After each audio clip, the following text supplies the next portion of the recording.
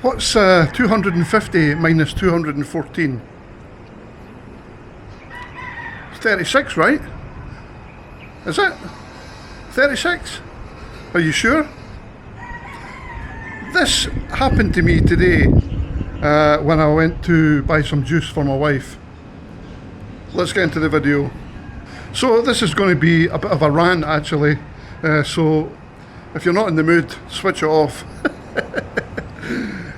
I bought some juice for my wife today and it came to 214 pesos.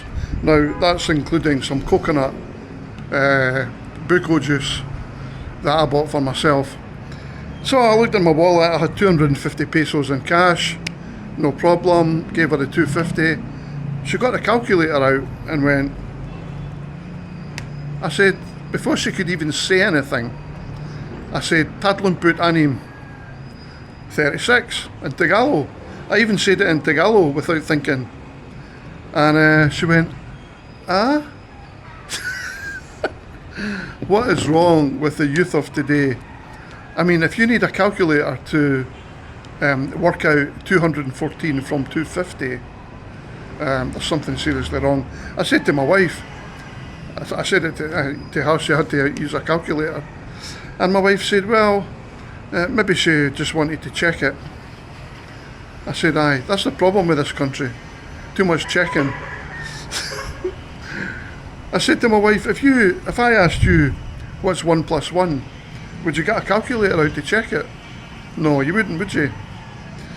So, there's a lot of things I want to talk about actually, but one of them is why things take so long to buy things in the Philippines. Why? Well, I'll tell you why. Checking. See, if you go to the super, I've spoken about this before, but something happened a few days ago. I just couldn't believe it. My wife and I went to, what's it called? DSTV or DCTV that we have our internet with. And by the way, it's hot today. And we were going to pay our monthly bill, which was 2,500 pesos. Okay, so we went there, it's inside the mall. They got like a wee waiting room. So I sat down and then my wife went up and she's sitting there for ages.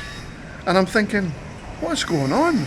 You go up there, you pay the bill, she might give you a receipt, end of, right? It was painstakingly slow and I thought, there's something going on here.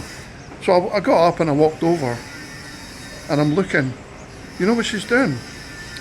She's writing down the numbers, the serial numbers on each note that my wife's given her.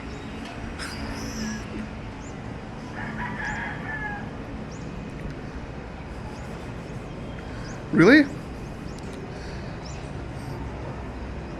What? Why? I said to my wife, was she writing down the serial numbers of all these banknotes? Aye, honey. Unbelievable. I mean, I know there's corruption here and, you know, they're safeguarding against it or trying to, but come on. Surely she could get a better system than that. You've got human error for a start. You know, she's writing down these serial numbers. She could make a mistake. Where's the quality control? Really, you know, there's a lot of things about Philippines that's great, and I love it. I wouldn't want to live anywhere else. In my current situation, it's fine. I like it, I do. But some things are just so backward. You know, whenever you go to buy something in the supermarket, there's times when I've had to give an ID. You know, if I give my Amex card to pay the bill, I get asked for an ID. If I give a MasterCard, I get asked for an ID. Now that's fine, but then they start taking a note of all your details of your ID. They start writing down numbers and maybe notebooks and yeah. This is why everything takes so long here to buy something. It's not just, like in Europe or in the States or in Australia. You go to the shop, you buy it, you get a receipt and you walk out. It's not like that here. But it's one of the reasons why I hate going shopping, And the other thing is they give you receipts for the silliest little things, I remember the first time I refused a receipt. What was I buying now? I was in a sports shop and I was buying it was my stretch bandage for my knee. And I thought, I'm just going to take it out of the box and put it on. I don't even need the box. Anyway, this guy working in the sports shop, he starts got his wee notebook out, and he starts writing, not a notebook, he's a receipt book, I don't know what you call it, and he's starting writing out all the receipts. He says, I'm sorry sir, he says, the automated system has gone down. I says, okay. I says, I'll tell you what, if you want to write a receipt, I said, it's fine. I said, but I don't want it. I said, I don't want to wait on you writing out a receipt. I'm just going to take out the box and put it on my knee. And I could tell he didn't know how to respond to that, because nobody's ever done that probably. I'm not being a grumpy old man, right? Kind of. I just wanted to take the bandage out and put it on my knee. What am I going to do with a receipt? I'm sorry, this bandage is faulty. Anyway, the reason he's given me a receipt is because another bugbear of mine. Whenever you go shopping and you want to exit from the mall, there's a security guard at the door. If you're in Philippines, you'll know this. There's a security guard at the door and he has to stamp your receipt. So you're not getting out of there without a receipt. God forbid you try and walk out without your receipt, just to prove that you've paid for it. Yeah, it's madness. So anyway, I think I mentioned in my last video that I've been having a problem with my knee. I went to the hospital. They did the x-ray and I went back to see the doctor. Was it yesterday? Yeah, it was yesterday. And she looked at the x-ray, and I actually thought this when I first looked at the x-ray. The top bone, where it comes to the ankle, the knee joint, the bone on one side, the bones are touching. So I think, is that the cartilage that should be between the bones? On one side it's worn down. And I said to her, you won't be able to do anything for this, will you? She says, there's nothing we can do. She said, you have to lose weight. I thought, and coming from her as well, she wasn't exactly skinny, but I realised then that, if I don't lose weight, I said, what can you do if I don't lose weight? She said, all we can do is give you painkilling injections, but they only last for like a couple of months. And I thought, I don't want to go down that road. So guys, it looks like that's the end of all the fun food for me. I'm going to have to try and cut out, either I do this or I do something else, but I need to cut out my rice, fries, all of that stuff, because I'm going to try and reignite my keto diet that I did. I lost 10 kilos on a keto diet. It was a while ago, about 6 years ago, and then I went to the Middle East to work, and that is like food paradise, straight away. I started putting weight on, but for a while I was continuing the keto diet and it worked. So I'm going to have to try and restart it, which is a shame. But the other way I've lost weight before as well. It's easy to lose weight. I've done it hundreds of times. The other way you can do it is you just have one meal a day, but you eat what you want for that one meal, and that's quite a good system. I did that, and that worked for a while. But you've got to overcome the hunger pangs.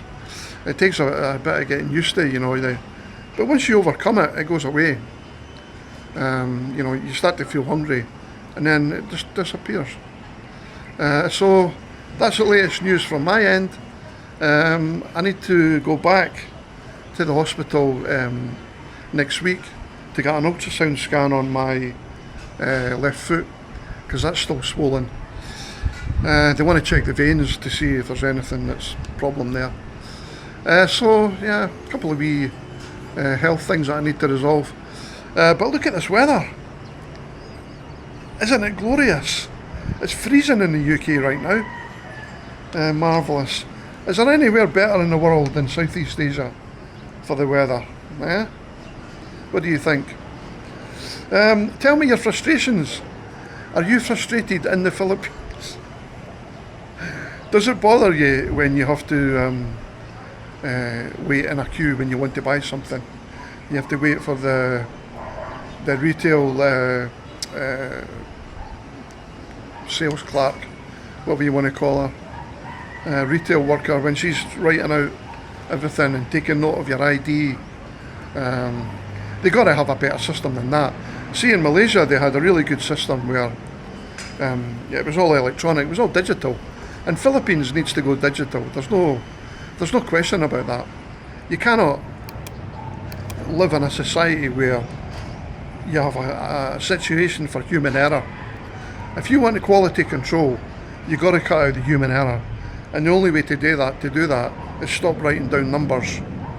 Even if you had a scanning system, something to overcome that. Anyway, that was my wee rant for today. Nothing else to report, so thanks for taking the time to, how to say, listen to my nonsense. But sometimes it's difficult thinking about things to talk about. So I just talk about things that bother me. It doesn't really bother me. Well, it does, but here's the thing, right?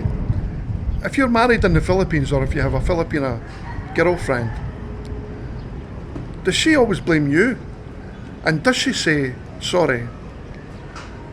Because yesterday or the day before, I was driving. Is he driving here? I used to think driving here was easy. It's not. I was driving along the road. This guy came out a side road on a motorbike.